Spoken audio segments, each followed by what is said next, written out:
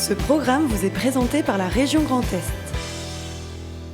24 heures en Alsace vous est présenté par le Crédit Mutuel. Une banque qui appartient à ses clients, ça change tout.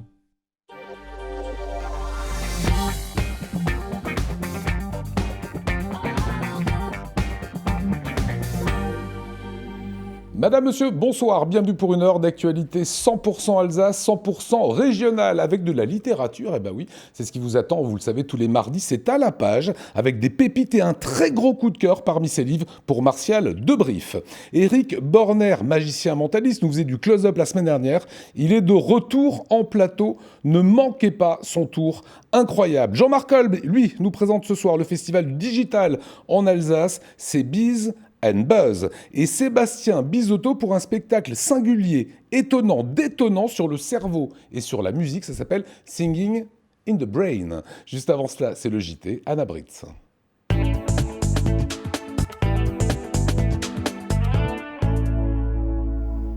Bonsoir à tous. C'est à la une de l'actualité ce soir. Ils dénoncent l'agri-bashing dont ils sont victimes. Les agriculteurs alsaciens ont manifesté aujourd'hui sur les autoroutes de la région et nous les avons suivis. Un ministre au chevet des buralistes, Gérald Darmanin, était à Strasbourg ce matin pour parler notamment de lutte contre le trafic de tabac. Et puis le Québec fait rêver de nombreux Alsaciens candidats à l'expatriation. Une caravane est passée par Strasbourg aujourd'hui pour prodiguer conseils et bons plans. Comme partout en France, il était parfois difficile de circuler en Alsace aujourd'hui. 800 tracteurs ont bloqué les autoroutes alsaciennes. Les agriculteurs ont répondu à l'appel lancé par deux syndicats, la FNSEA et les jeunes agriculteurs. Leur objectif, exprimer leur mal-être et un ras-le-bol général. Cécile Most et Gilles Kunz. Doucement, gamin. Ah bah c'est nettement mieux. Ouais, là, il gambade. Si ces jeunes charolais sont d'humeur sautillante, ce n'est pas le cas de Laurent Boham. Avec son associé, cet éleveur bovin tient une exploitation de 700 animaux à Pfettisheim dans le Kochersberg. Son métier, c'est aussi sa passion, même si les difficultés s'accroissent de jour en jour.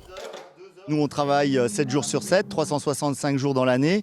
Donc qu'on ait des mariages, des enterrements, des choses comme ça, il faut qu'on s'occupe de nos animaux. On est tout le temps dedans. Un élevage comme le nôtre, rien que sur une journée, on y passe 6 heures par jour minimum, quoi. Donc ça veut dire que le samedi, dimanche compris, on est à l'élevage, quoi. Donc si on n'est pas passionné, on ne fait pas ce métier, quoi. Ça fait 11 ans que je me suis installé. C'est vrai qu'entre la première année et aujourd'hui, on travaille différemment. On utilise moins d'antibiotiques, on fait plus de la prévention. Donc c'est des choses qui vont dans le bon sens. Mais aujourd'hui, on a l'impression que tous les efforts que l'on fait, on les annule complètement par rapport à des idéaux de certaines personnes. Face au manque de reconnaissance, voire au dénigrement de leur profession, Laurent et ses collègues agriculteurs ont décidé de faire entendre leur voix. Sur les coups de 10 heures ce matin, direction l'autoroute A35 pour allier l'un des 6 points de blocage alsaciens. Arrivés à la sortie Cronenbourg, les 89 tracteurs ont coupé leur moteur, bloquant la circulation de 11h à 14h. En plus de dénoncer une déconsidération du monde paysan, les agriculteurs alsaciens ciblent les importations et des normes européennes et françaises qu'ils jugent parfois contraignantes. Le ras-le-bol est aujourd'hui général. Tous les jours, on est montré du doigt. Tous les jours, on subit des distorsions de concurrence. Aujourd'hui, au niveau alsacien, on a eu un phénomène aussi d'agri-bashing. Seulement, chez nous, on est suivi par l'ensemble du consommateur. On a un bassin de consommation qui est important en Alsace. Donc forcément, on est au contact plus à même au niveau du consommateur. Mais voilà, ça n'empêche pas qu'on arrive quand même à discuter avec nos consommateurs. Il y a d'autres régions où c'est beaucoup plus tendu que chez nous, quoi. Pour résumer ce mécontentement, les syndicats interpellent les consommateurs avec ce slogan « France, veux-tu encore de tes paysans ?» Une mobilisation qui en appelle d'autres. Des blocages similaires devraient se reproduire le mardi 22 octobre. Et journée de mobilisation également pour les retraités. À Strasbourg, près de 150 personnes se sont réunies en début d'après-midi sur la place Kléber à l'appel de l'intersyndicale pour demander notamment une revalorisation des retraites et dire non au projet de réforme du gouvernement. On les écoute. Revaloriser les pensions, en particulier des plus basses, mais en général, parce que moi je vous dis, ça fait 6 ans que je suis en retraite, j'ai eu de la baisse de pension, pas de l'augmentation. Chaque année, on perd en pouvoir d'achat et on augmente, les prélèvements sont augmentés, quoi. On nous prend vraiment pour des nantis, ce que nous ne sommes pas, même si nous pouvons aller une fois par an en vacances, mais c'est tout. Et ma retraite depuis 21 ans n'a pas augmenté. Je paie 800 € de loyer et j'ai 1500 € de retraite. Qu'est-ce qui me reste ? Propos recueillis par Adrien Laby. Eux aussi souffrent ces dernières années. Ce sont les buralistes. Depuis 2002, la moitié des professionnels alsaciens ont mis la clé sous la porte. En cause pêle-mêle, l'augmentation du prix du tabac, la concurrence allemande ou encore le trafic des cigarettes en Europe. Ainsi, le ministre de l'Action et des Comptes publics, Gérald Darmanin, s'est rendu à Strasbourg ce matin pour assister à des contrôles douaniers et rencontrer les syndicats des buralistes. Camille Roland. Vous ouvrez le coffre, s'il vous plaît ? À quelques mètres de la frontière allemande, sur le pont de l'Europe ce matin, les services douaniers d'Ensheim étaient de sortie. Une dizaine de douaniers accompagnés d'un chien sont partis en quête de cigarettes et paquets de tabac dans les coffres des camionnettes, poids lourds et particuliers. Une opération de contrôle en présence du ministre de l'Action et des Comptes publics, Gérald Darmanin, venu constater l'augmentation des saisies. C'est l'un des points importants, emblématiques, sachant que nous contrôlons aussi en priorité sur les axes autoroutiers, donc la 35, la 4. Avec le plan de lutte contre le tabagisme et l'augmentation du prix des cigarettes, le trafic en zone frontalière s'est intensifié. Les saisies de tabac de contrebande ont bondi de 78% sur les 9 premiers mois de 2019 par rapport à la même période de 2018. Il y a une augmentation très importante depuis 2 ans des saisies, et notamment si je compare une année sur l'autre, 2018 qui était déjà une très bonne année par rapport à l'année 2019. C'est notamment parce que les douanes font un travail de fourmi très important, pas simplement contre les gros trafics. Tenir les ports, c'est très important, tenir les lieux de passage, c'est très important, mais aussi le trafic de fourmis, c'est-à-dire quand les gens vont dans un pays étranger, la fiscalité est moins chère et ramène plus que les paquets de tabac autorisés. L'année dernière, la loi fraude a réduit à 4 le nombre de cartouches qu'un citoyen peut importer d'un pays à l'autre de l'Union européenne. Des contrôles ont également lieu sur la ligne de tramway qui permet de rejoindre la ville de Kehl, de l'autre côté du Rhin, où le tabac est meilleur marché. Le ministre s'est ensuite rendu dans un débit de tabac du Neudorf pour échanger avec des buralistes d'Alsace et de Moselle, confrontés à la concurrence allemande, mais aussi luxembourgeoise. Je suis le dernier buraliste de la frontière. Il y en a 5, mes collègues, ils ont fermé pendant 10 ans. Donc je suis le dernier sur la route vers Kehl. Aujourd'hui, le tabac ne représente plus que 20 à 40% du chiffre d'affaires des buralistes. Pour survivre, ils font évoluer leur métier. Moustapha a ainsi créé un bar et il va bientôt proposer des billets de train, le paiement des amendes et des impôts. Les bureaux de tabac deviennent ainsi des véritables commerces de proximité. Des aides de l'État ont été promises. 80 millions d'euros seront débloqués d'ici 2020 pour les accompagner dans leur évolution. Nous, on est prêts à s'investir dans l'évolution du métier, dans la transformation, dans la mutation, dans la diversification. Mais le problème, c'est qu'il nous faudra du temps. Aujourd'hui, on est effectivement exsangue. On a des soucis de trésorerie. On a beaucoup de collègues qui, malheureusement, mettent la clé sous la porte à cause de ça. Donc, il va nous falloir du temps. Une transformation de la profession qui pourrait également passer par une fiscalité européenne commune. Notre sujet principal, c'est que la Commission européenne accepte l'idée que la lutte contre le tabac, c'est une lutte qui est européenne pour la santé publique et ce n'est pas une question de fiscalité et que nous devons avoir une fiscalité commune de tous les pays de l'Union. C'est ce que nous porterons auprès de la prochaine Commission. Je sais que c'est ce que portent notamment les parlementaires européens de la majorité. Actuellement, le paquet de tabac s'élève en moyenne à 8,80 € contre 6,30 € en Allemagne et le gouvernement compte poursuivre l'augmentation pour atteindre 10 € d'ici 2020. Ces derniers mois, près de 130 portraits d'Emmanuel Macron ont été décrochés dans des mairies à travers la France. Un geste de militants du mouvement ANV COP21 pour dénoncer le vide de la politique climatique du président de la République. Demain matin à Mulhouse, 2 d'entre eux seront jugés au tribunal de grande instance. Le 1er mars dernier, ils avaient décroché un portrait dans la mairie de Wittelsheim et ils sont poursuivis pour refus de prélèvement ADN. Marine Zis les a rencontrés.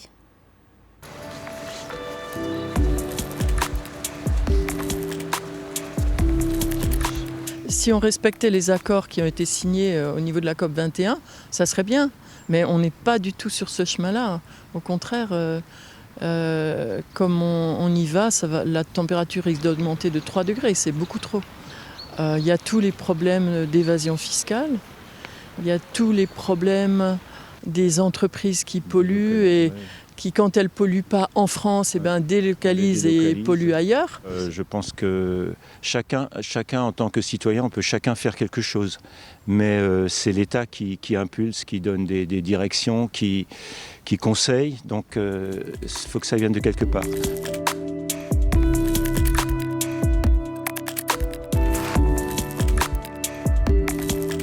Le refus de prélèvement ADN en France, c'est passible d'1 an de prison et de 15 000 € d'amende. Donc c'est pas rien. Et puis d'aller au tribunal, c'est pas forcément une partie de plaisir non plus. Voilà. Mais bon, je pense que cette action était juste. Anne et moi, on n'aime pas se mettre sur le devant de la scène. C'est le hasard qui nous a choisis parmi tout le groupe. Maintenant, on a accepté les risques, on a accepté de prendre la parole dans ce cadre-là parce qu'on a l'impression de faire quelque chose qu'il faut faire, qu'on doit faire pour nos enfants, pour la planète, pour les Mulhousiens, puisqu'on est Mulhousiens, voilà, pour que la parole circule et que les gens nous entendent.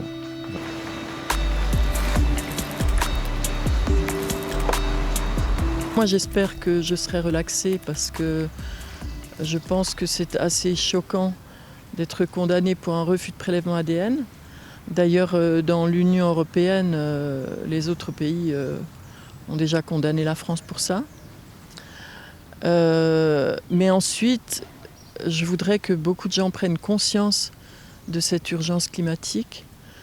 Et évidemment, j'aimerais bien que le gouvernement et les décideurs politiques ou les gros pollueurs se réveillent et se secouent, quoi, pour qu'il puisse rester quelque chose de la planète. Le but d'ANV COP21, effectivement, c'est de médiatiser au maximum, c'est de parler de ça, c'est de faire prendre conscience aux gens de ce qui se passe, de l'urgence à agir, de l'urgence à réagir. Opération séduction pour le Québec. La province canadienne s'est lancée dans un tour de France tout au long du mois d'octobre pour aider ceux qui souhaiteraient s'expatrier outre-Atlantique. Près de 4000 Français sautent le pas chaque année, sans compter les étudiants et stagiaires, et parmi eux de nombreux Alsaciens. Fanny Kunz s'est rendue à l'étape strasbourgeoise de l'opération Objectif Québec.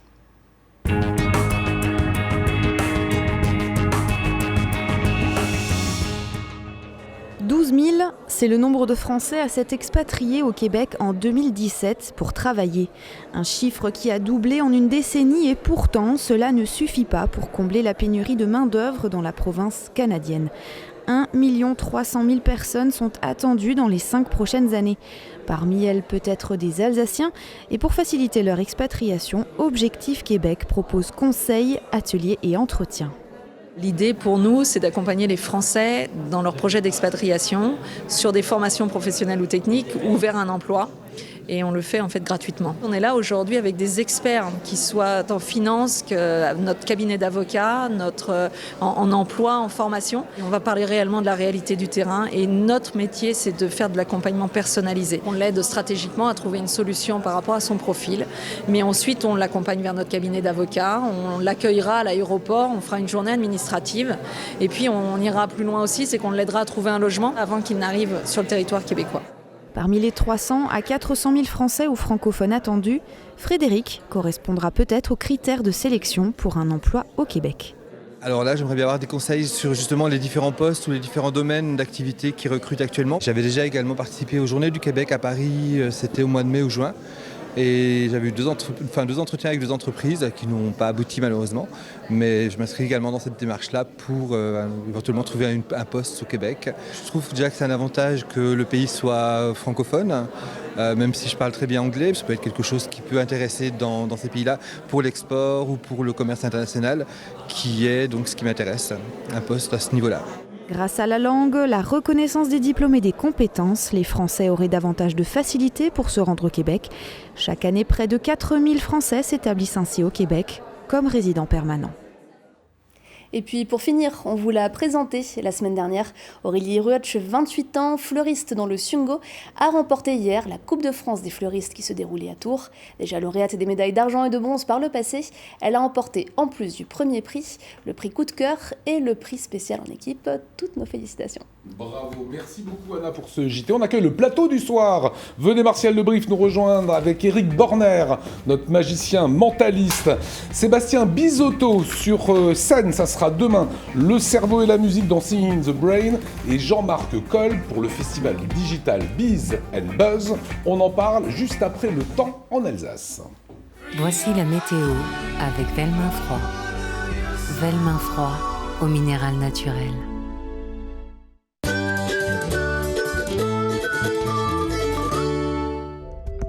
Bonjour à toutes et à tous, je suis très contente de vous retrouver pour votre point météo de ce mercredi 9 octobre et en matinée, c'est la perturbation qui finit de traverser la région avec beaucoup plus de pluie et de la pluie abondante prévue dans le sud du territoire et plus on monte vers le nord, plus il y aura des éclaircies, alors toujours pas mal de passages nuageux mais des éclaircies tout de même avec des températures douces en matinée, rien en dessous de 10 degrés. 10 degrés ce sera la minimale prévue du côté de Wissembourg, 11 degrés ce sera pour Saverne ou encore pour Strasbourg, 12 degrés sur l'ensemble du Haut-Rhin ainsi que dans le nord de la Suisse. L'après-midi, ce sera plutôt des averses qui nous attendront, beaucoup plus d'averses, mais entrecoupées d'éclaircies et de passages nuageux. On verra beaucoup plus le soleil quand même en après-midi et ça reste agréable niveau température, ça ne grimpe pas beaucoup par rapport au matin. Comptez 14 degrés prévus dans le nord du Bas-Rhin, 15 degrés pour le centre Alsace, 14 degrés également du côté de Mulhouse ainsi que d'Alkirch ou encore de Bâle. On jette un petit coup d'œil maintenant sur vos prévisions de jeudi et ça s'améliore malgré les apparences. Toujours quelques averses prévues de ci de là, mais beaucoup plus de soleil prévu en ce jeudi après-midi et les températures ne feront qu'augmenter jusqu'au week-end. Ça reste très agréable jeudi, regardez entre 15 et 16 degrés en Alsace au meilleur de la journée jeudi après-midi, entre 14 et 15 degrés dans la région du Bade-Wurtemberg, 15 degrés également si vous êtes dans le nord de la Suisse. Mercredi, nous serons donc le 9 octobre et nous fêterons les Denis. Le soleil se lèvera à 7h39 pour se recoucher à 18h52. Je vous souhaite à toutes et à tous un agréable moment sur Alsace 20 et je vous retrouve demain. Salut!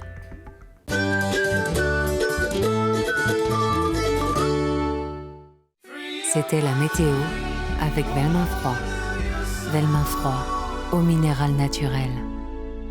Et les comédiens, Sébastien Bizotto est avec nous. Vous serez demain au fil de l'eau, c'est la salle à la Vansono. Tout à fait. Avant un spectacle, on a un peu les pépettes Non, pas vraiment, parce qu'on a tout préparé, on a plutôt l'envie. Moi, je m'impatiente. Plus ça avance, plus je m'impatiente, plus j'ai envie d'y être. Alors moi, en regardant l'abondance, on va la regarder dans 20 secondes. J'ai adoré le concept, c'est le cerveau et la musique. Si on fait, et c'est dans le truc, ta ta ta ta ta ta ta ta. Ah oui, on a le droit de passer. Placement de produit direct. Placement de produit, alors on va dire Picard, comme ça on aura ça, personne. En principe, le CSA, on en faire. fait 3. Comment est-ce que c'est arrivé cette idée de chercher la musique au fin fond de son cerveau Moi, je voulais faire un spectacle qui réunissait tout ce que j'aimais. C'est-à-dire, moi, je suis musicien, j'aime la musique, ça me fait du bien, j'ai l'impression que la musique peut sauver le monde. Et je me passionne assez pour les neurosciences, j'aime bien tout ce qui touche au cerveau pour comprendre pourquoi des fois on fait n'importe quoi aussi, l'être humain. Et l'idée de chercher pourquoi la musique nous fait du bien, mais vraiment de chercher pourquoi physiquement, ça me passionnait. Et puis je me suis dit, on peut en faire un spectacle marrant, musical. Voilà, moi c'est ce que je fais. Et ça marche super bien. Ouais. Singing in the Brain, sur l'esprit, sur le cerveau, c'est demain au fil d'eau à la Vansono et vendredi 11 octobre à Saint-Amarin, extrait. Et si on veut diviser par deux, eh bien on redescend la gamme. Do, si, la, sol, fa, mi, ré, do. Findus. Je vous présente l'Ampoule de 2.7, le cerveau musical électro-organique. Le tympan transmet l'information grâce à 3 os minuscules, le marteau, l'enclume et l'étrier. Le tog est monté d'un cran. C'est quoi le tog? Le taux d'optimisme généralisé. Les musiciens, ils sont plus sensibles que les non-musiciens. Voilà, Sébastien Bizotto, si la musique adoucit les mœurs, le professeur que vous jouez, lui, est persuadé que la musique va sauver l'humanité. Ah oui, tout à fait.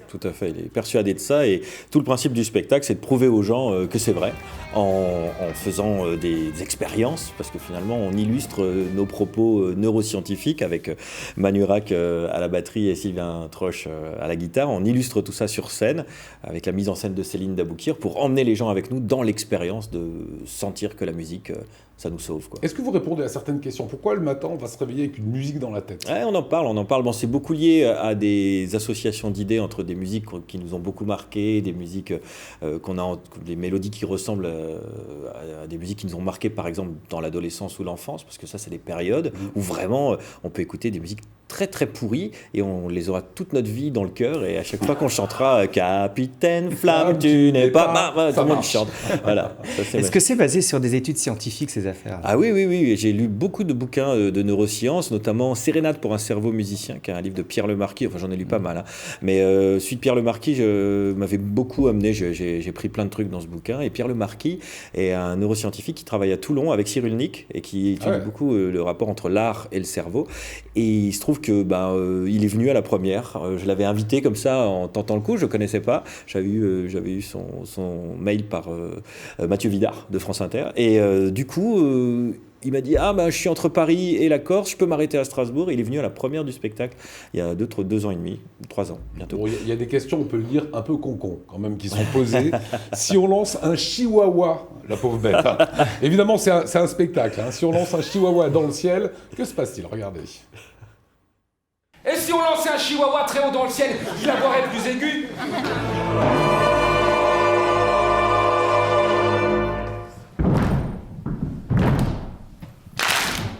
C'est comme ça qu'à la télévision, à la radio, dans les documentaires, dans les journaux télévisés, on vous influence partout, tout le temps. Non, ce qu'on vous a enlevé, ce sont les amygdales palatines. Ce sont 2 petites boules qui sont dans la gorge. Voilà, c'est vraiment drôle, c'est à ne pas manquer. Un mot sur les musicos, hein. Ils sont pas que musiciens. Ils ont des personnages, c'est le professeur Badaboum et le professeur Gling Gling qui sont tous les 2 mes assistants dans le spectacle et qui participent. Hein. C'est vraiment une conférence à 3, quoi. Même si je tiens le crachoir pas mal, sans eux je serais rien du tout parce que c'est quand même des musiciens exceptionnels en plus. Exactement, ça va se passer pour la première demain dans la salle Fildo, c'est à l'Avant-de-Senot et vous êtes le parrain de cette saison, cette année. C'est la salle Bisotto. Oui, ils voient ma tronche toute l'année. Non, oui, c'était super sympa. On a fait la présentation de saison avec Champagne Mademoiselle. Super. C'était très chouette. Là, on est là avec ça. Je vais faire des conférences à la médiathèque de l'Avant-de-Senot, des ateliers d'impro, un spectacle d'impro avec Antonia de Rodinger en guest en février. Il y a plein de trucs. Et le 11, vous serez du côté de Saint-Amarin. C'est près de chez moi, c'est près de Tannes. Voilà, dans le Haut-Rhin. Vous êtes originaire, vous restez avec nous. Je crois qu'il y aura Éric Borner qui aura une petite surprise dans quelques minutes. Avant cela, c'est à la page, la littérature avec Martial Debrief.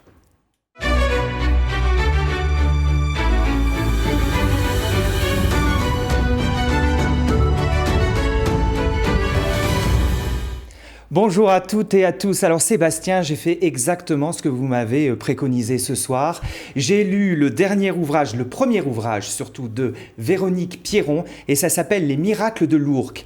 Et ça m'a fait penser plutôt à ça. Écoutez.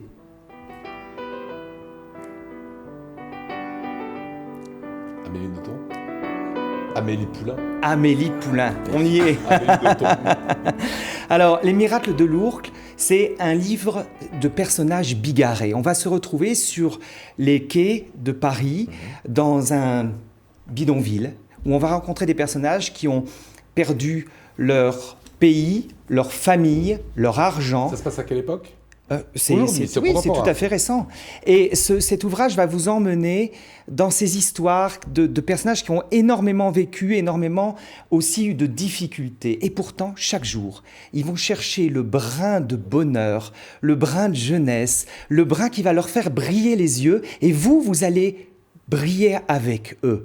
Et c'est tout l'art de Véronique Pierron qui va vous emmener dans une ode à l'humanité, mais aussi à la différence et à ce bonheur d'être autre que le voisin. C'est un très très beau livre que je vous recommande. Ça s'appelle Les miracles de Lourdes et ça a eu le prix Jean Andelade. Alors je voudrais... C'est bien ? Oui, alors je voudrais juste préciser une chose, c'est que le prix Jean Andelade, il est délivré sur manuscrit, ce qui est très rare. Avant publication. Avant publication. Et c'est le tout premier livre de cette jeune femme qui va faire une carrière magnifique. On reste à Paris, plus le canal de l'Ourcq, c'est pour les 130 ans de la Tour Eiffel. Absolument.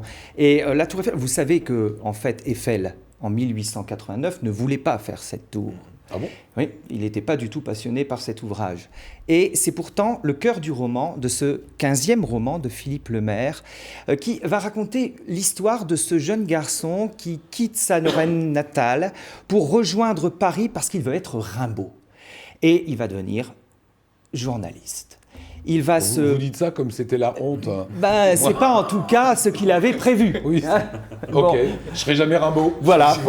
Comme beaucoup de journalistes d'ailleurs. Merci. Et donc il arrive dans cette capitale, il se passionne pour cette tour Eiffel qui est en train de se monter et en même temps il habite Montmartre. Et à Montmartre, on va découvrir évidemment toute l'atmosphère de Toulouse-Lautrec, de ces femmes dont on a parlé il y a 15 jours, 3 semaines avec un très bel album. Vous en souvenez-vous, mon cher? Et donc Philippe Lemaire va nous transporter dans une écriture extrêmement fine.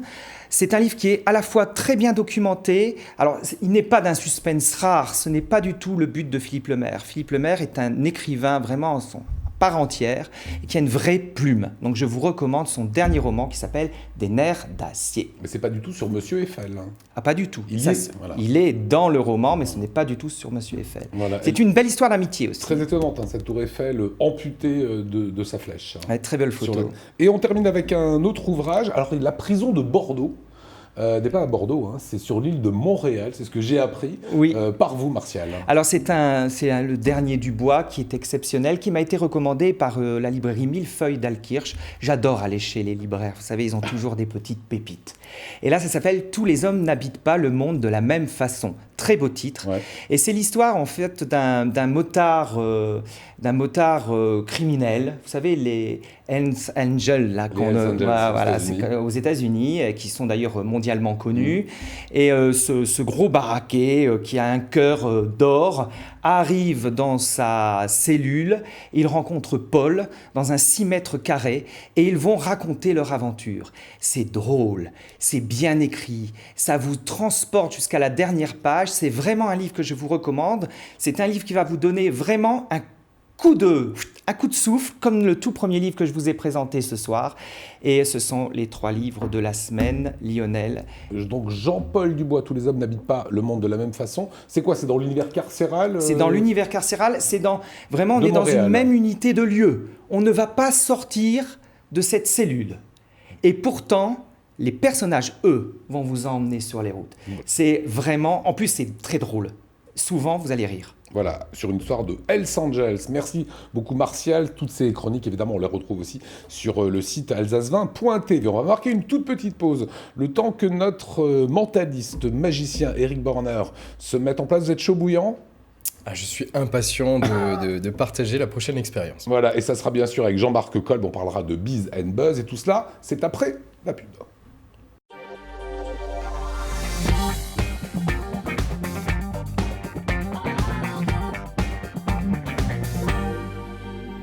Et retour sur le plateau de 24 heures en Alsace, Eric Borner, Born to be Magic.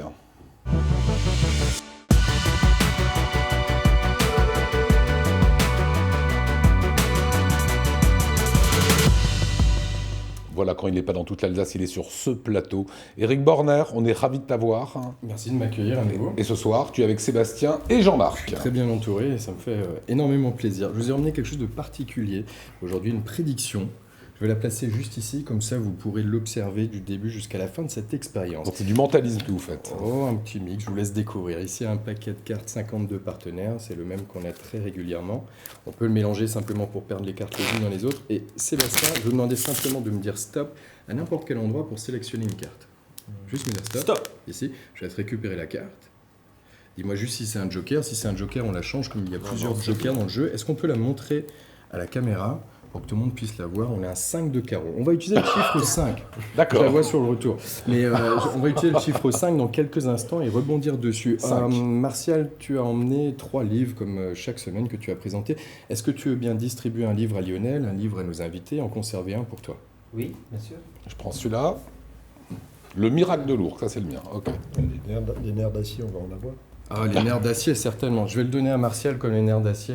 Moi, je suis déjà sur les nerfs pour faire le numéro et je vais conserver celui-ci. Ça, c'est pour Martial. Je vous ai emmené également une carte de France avec différentes destinations, différents lieux où j'ai eu la chance déjà de présenter mon spectacle. Alors, je regarde juste que j'ai bien dans le bon ordre. Oui, ça, c'est pour nous.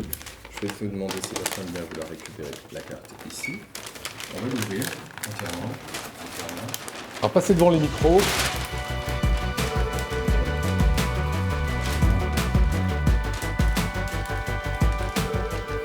Sur la carte les différents lieux où j'ai eu la chance de présenter les spectacles, mais on va utiliser un peu plus de hasard comme on l'a fait avec le jeu de cartes. Je vais vous demander maintenant ensemble de déchirer la carte et de sélectionner comme ça les différentes villes. C'est à vous de jouer. Tous les endroits où tu es passé. Tiens. Tous les endroits où je suis passé. Ok.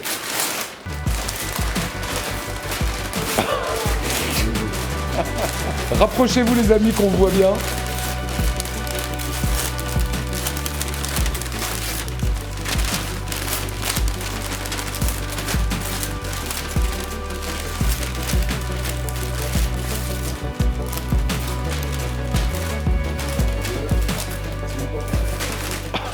Vous pensez qu'il y en a assez? Ça fait pas mal là, non?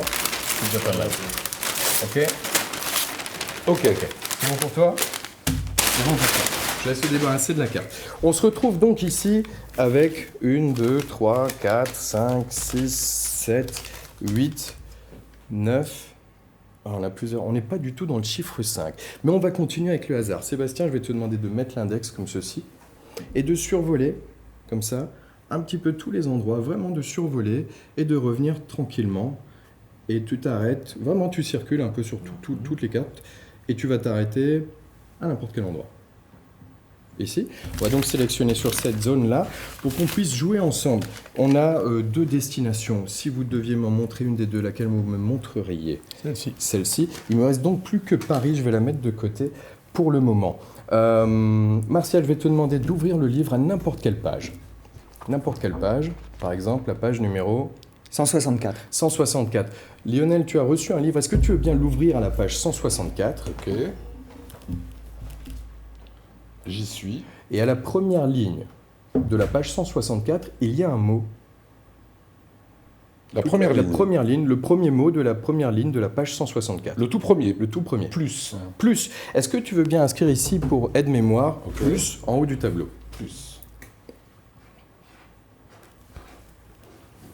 Comme ça. Ok, ça parfait. va? C'est parfait, okay. C'est parfait. Sébastien, on va faire le même jeu. Je te laisse me dire stop pour t'arrêter à une destination. Stop. N'importe où. Et on a ici un nouveau mot qui est tout en haut, avec des RL. Avec des RL. Est-ce que tu veux bien inscrire à la suite de plus, juste en dessous, ou Lionel, tu peux le faire éventuellement, avec des RL? Avec des RL. Avec des RL. Je fais défiler les pages. Pendant ce temps, je vous invite à me dire stop n'importe quand, juste me dire stop. Stop ici. On a ici... Rien. La suite. Rien, Patrick. Rien, Patrick. Je ne sais pas si on peut le voir à l'écran ou pas. Bougez pas, ça va être un peu compliqué. Ça risque d'être compliqué. Je le vois. Moi, je vois rien, Patrick. J'écris rien, Patrick. Rien, Patrick. Exactement. Et pour voir si vous êtes synchronisés tous ensemble, tous les quatre, je vous invite à me dire stop ensemble. Synchronisez-vous. Okay. Synchronisez-vous. Synchronisez-vous. Juste me dire stop. N'importe quand. Stop. Ok. On est ici sur le premier mot. L'immense. L'immense. On valide. L'immense casino. L'immense casino. Est-ce qu'on peut rajouter l'immense casino? L'immense casino. Immense casino. Immense casino. Et peut-être au hasard, Martial, si tu veux bien ouvrir le dernier livre, je ne fais pas le tour de la table, arrête-toi à n'importe quelle page, et le premier mot en haut de la page... Son nez. Son nez. Son nez. Est-ce qu'on peut rajouter son nez? D'accord. Tu veux bien tenir la plaque face à toi? Exactement. Ok. Est-ce que Martial, tu veux bien glisser Paris juste dans le petit... le cadre qui est à côté de toi, transparent? Souvenez-vous de ce qui vient de se passer. On a pris un jeu de cartes. On va le rapprocher ici. Sur 52 partenaires, vous avez choisi la carte numéro 5. On a donc choisi 5 mots au hasard au travers des 3 livres qui ont été présentés ce soir. Sur la carte de France, on a eu plusieurs destinations au travers desquelles j'ai eu la chance, l'opportunité de présenter le spectacle, que ce soit en close-up ou en scène. Vous avez sélectionné, on peut le mettre peut-être à la verticale, oui. Lionel, celui-ci, la ville de... Je le mets comme ça? Paris, c'est ça? Dans l'autre sens? Tourne-le, il est à l'envers. Encore? Exactement. On est à Paris. Il y a ici une prédiction qui est depuis le début présentée devant vous. Je ne veux pas y toucher. Est-ce que vous voulez bien vous-même récupérer la prédiction qui est à l'intérieur? Est-ce que vous pouvez également valider qu'il n'y a rien d'autre dans l'enveloppe? Non, il n'y a rien. Il n'y a rien, exactement. Et sur cette carte postale, d'ailleurs, vous faites le buzz également, hein? Oui, sur les différents réseaux sociaux. Vous pouvez me retrouver sur les différents réseaux, Instagram, YouTube, Facebook, etc. Mais j'ai inscrit une prédiction. Alors, bougez plus. Alors, je lis les mots peut-être en attendant. On va le faire zoomer encore On peut zoomer encore un petit peu, mon garçon. Bougez plus. Je vois marqué Bordeaux. Approche-toi encore. Hein. Voilà, encore un peu. Encore. Ok, encore. Voilà, on reste comme ça. Là, tu mets le feu. Mais non. Reste où tu es. Hein. Mais non. Il est énorme. Si tu peux encore zoomer, tu peux le faire.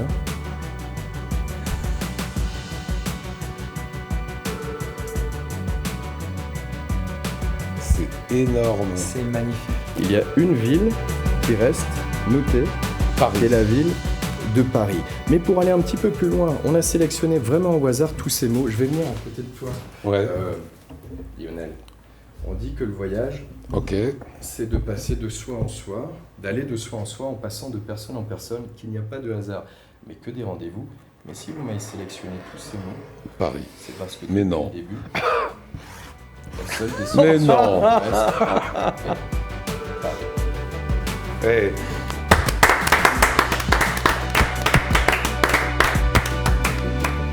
Ce type est totalement incroyable. Voilà, totalement incroyable. Merci beaucoup. Se mettre 3 auteurs dans la poche pour arriver à faire Ouais, ça. 3 auteurs. La ville de Paris, effectivement, qui est ici. Exceptionnel. Bravo à vous, Eric Borner. On peut encore vous applaudir. Bravo.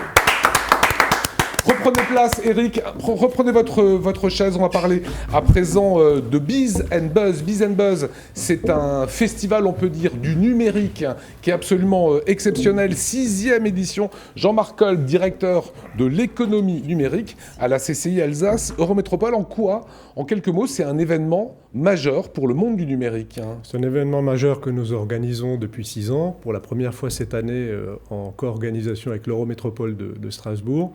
C'est l'événement qu'on a voulu proposer aux entreprises pour mieux comprendre le numérique, mieux appréhender leur transformation numérique, faire des rencontres, participer à des ateliers et passer à l'acte finalement. Alors il y a du vrai concret, c'est ce que nous on a mis évidemment en télé. Il y a l'Internet des objets. C'est quoi l'Internet des objets ? L'Internet des objets est autour de nous. Le premier objet connecté que tout le monde possède est un smartphone. Ouais. Et vous avez peut-être des enceintes connectées à la maison pour demander basiquement la météo ou un minuteur. Et ces objets connectés se généralisent. C'est la voiture avec. C'est la voiture connectée demain, c'est la route connectée, tout est connecté. Parmi les thématiques, il y aura la 5G. La 5G qui arrive, qui est en cours de déploiement, pas encore en Alsace, mais la 5G va changer un peu la manière d'utiliser Internet avec des débits considérablement supérieurs à ce qu'on connaît aujourd'hui. Combiné à la nouvelle génération d'Internet des objets, il y a de nouveaux usages qu'on ne connaît pas encore. On parle beaucoup d'intelligence artificielle, on va retrouver cette partie Oui.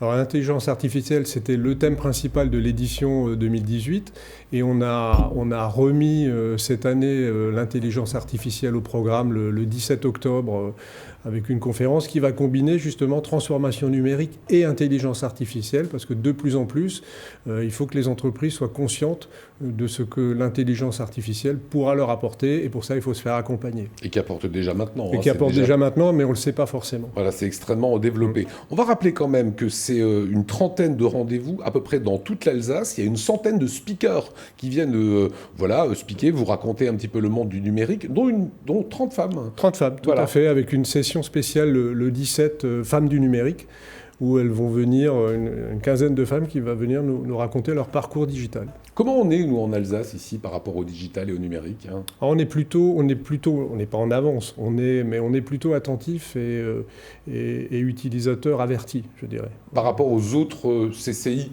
on va dire, de France, on n'est pas les meilleurs élèves ? Non, mais il n'y a pas de grande différence. Ce qui est assez remarquable, c'est la prise de conscience maintenant assez généralisée dans les entreprises où le numérique n'est pas simplement considéré comme la présence Internet, qui était tout le monde a son site web et pensait que la transformation digitale est faite. Non, le travail commence vraiment maintenant.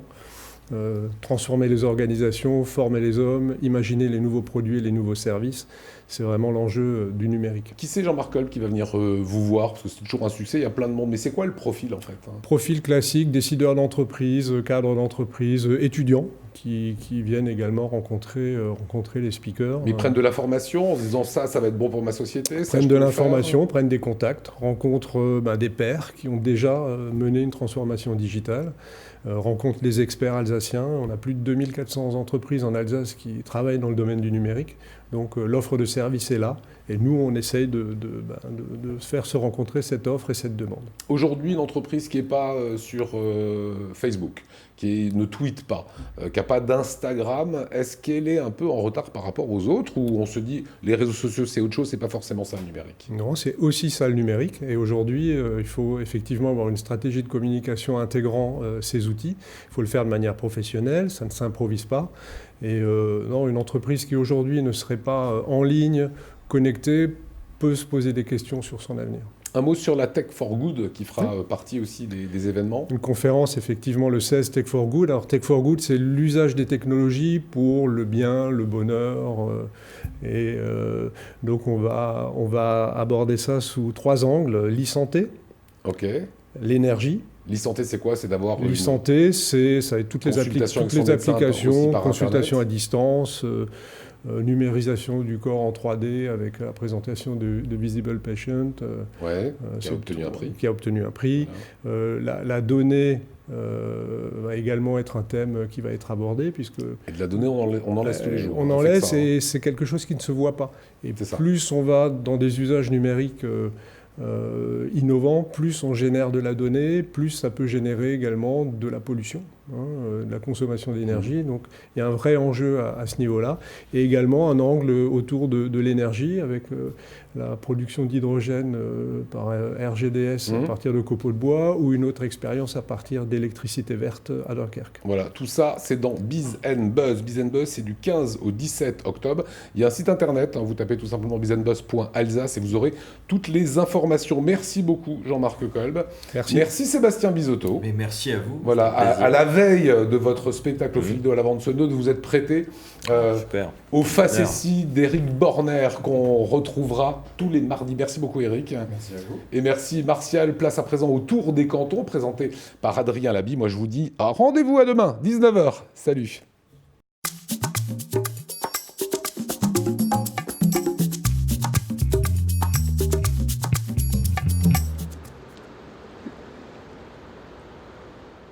Nous sommes au bord du Rhin, côté allemand, à Breisach. Aujourd'hui, des Français et des Allemands s'y sont réunis pour parler réchauffement climatique et transition écologique. Ville d'une quinzaine de milliers d'habitants, vu d'ici, les sommets internationaux sur le climat et les rapports du GIEC peuvent sembler bien lointains. Pourtant, ici aussi, on commence à prendre en compte l'urgence climatique. Also in der Tat ist Breisach natürlich nur eine kleine Kommune, aber aus meiner Sicht haben die Kommunen Vorbild. Breisach est une petite commune, mais de mon point de vue, les communes doivent être des exemples, surtout en ce qui concerne le réchauffement climatique. Nous avons développé un concept de préservation du climat avec 20 mesures concrètes que nous finançons et réalisons, ce que ne font pas d'autres communes. Nous souhaitons développer de nouvelles mobilités en réduisant la circulation urbaine. Nous allons également revoir notre plan local d'urbanisme afin que les nouvelles constructions ne soient plus que des maisons à énergie positive qui pourront réduire la consommation d'énergie. Entsprechende Maßnahmen treffen, dass nur noch Energie-Plus-Häuser beispielsweise gebaut werden und dass somit auch Energie eingespart wird. La rencontre se tient dans le cadre de Saturbine, la semaine des transitions dans le Haut-Rhin. Objectif pour le conseil départemental qui porte l'événement, voir et imaginer l'avenir énergétique dans le Rhin supérieur. Le climat concerne la planète et que le Rhin n'arrête pas la pollution. Il faut que l'on travaille avec nos voisins allemands, avec nos voisins suisses, aux questions de l'avenir du climat. Et d'ailleurs, nous proposons à l'ensemble de nos partenaires et à toutes les personnes intéressées de travailler avec nous à la mise en place d'ici 2 ans d'une locale COP21 transfrontalière à l'échelle de notre territoire. Bien sûr, le pouvoir d'action des collectivités comme le conseil départemental est limité, quand même les États ne parviennent à se mettre d'accord. L'Alsace et ses voisins suisses et allemands ne sauveront pas le climat à eux seuls. Pourtant, au travers de rencontres comme celle-ci et de projets partagés, ils entendent bien prendre leur part. C'est déjà au niveau local, et j'ai même envie de dire chez soi, à la maison, eh bien que par des réflexes différents peut-être que ceux qu'on avait durant les dernières décennies, eh bien on peut gagner quelque chose pour que la planète ne soit pas une poubelle. Nous sommes dans le Kaiserstuhl, au lieu de la viticulture en Bade-Wurtemberg. De ce côté-ci du Rhin, comme d'ailleurs chez leurs voisins alsaciens, les viticulteurs mesurent année après année les effets du changement climatique sur leur production. Le climat change, le goût du vin aussi. Ça a un impact sur la vigne d'abord qui souffre. Il peut y avoir des grosses pertes sur certaines parcelles. Et puis dans le goût du vin, effectivement, on a plus d'alcool, donc plus de sucre, plus d'alcool, ou alors une concentration de tanins qui peut se faire avec ce réchauffement climatique. Par exemple, en Alsace, la date de début des vendanges a avancé d'1 mois en 30 ans. Il n'est désormais plus rare de commencer la récolte à la fin du mois d'août. Si ces changements impactent les terroirs, il se pourrait bien qu'ils changent jusqu'à la physionomie du vignoble. Selon les zones, effectivement, il y a des types de sols qui sont à privilégier selon les cépages, adapter les cépages au sol et puis essayer d'avoir une agriculture le plus respectueuse de l'environnement possible. Autre enjeu au cœur des politiques transfrontalières, la fermeture de la centrale de Fessenheim programmée pour juin 2020. Derrière cet arrêt, des questions de production énergétique bien sûr, mais aussi d'emploi et de développement du territoire. C'est un défi énorme parce que ça veut dire de voir autrement le développement économique de ce territoire et de notre territoire haut-rhinois, voire alsacien. Et c'est aussi un énorme enjeu en termes de transition énergétique. En termes d'enjeux de transition économique, tout d'abord, il va falloir recréer des emplois. L'objectif du département du Haut-Rhin est aujourd'hui de faire le premier territoire uniquement alimenté en énergie propre. Et donc de revoir vraiment la manière dont on raisonnait jusqu'à présent. Depuis des mois, la jeunesse s'invite dans les discussions sur le climat, que ce soit au travers des manifestations ou des interventions de Greta Thunberg. Ainsi, pour cette édition de Saturbine, les organisateurs ont fait le choix de donner aux jeunes un espace de réflexion. 20 jeunes, 10 Français et 10 Allemands ont pu, sur un week-end complet, se concerter pour proposer des solutions. Alors les grands axes, d'ailleurs l'un des plus importants, c'est la COP21, c'est-à-dire une coopération avec tous les acteurs régionaux, c'est-à-dire le département du Haut-Rhin, l'Allemagne, la Suisse aussi, qui fera qu'ensemble, avec des entrepreneurs et des politiques, nous pourrons créer un changement localement. Un autre des axes est la création de labels locaux, avec des produits qui ont été créés ici, en Alsace ou en Allemagne, dans le Baden-Württemberg, où justement le consommateur saura d'où ça vient, comment ça a été transporté, qu'il soit un peu plus responsable avec ce qu'il fait. Pour l'heure, le département du Haut-Rhin avance avec ses partenaires allemands. Demain, réunis dans la collectivité européenne d'Alsace, Haut-Rhinois et Bas-Rhinois espèrent passer à l'échelle de l'ensemble du bassin rhénan pour le traitement des questions climatiques. Aujourd'hui, toutes les collectivités, quel que soit le niveau de collectivité, doivent s'emparer de cette thématique. C'est une thématique forte et dont dépend l'avenir de notre territoire, mais aussi l'avenir de la planète.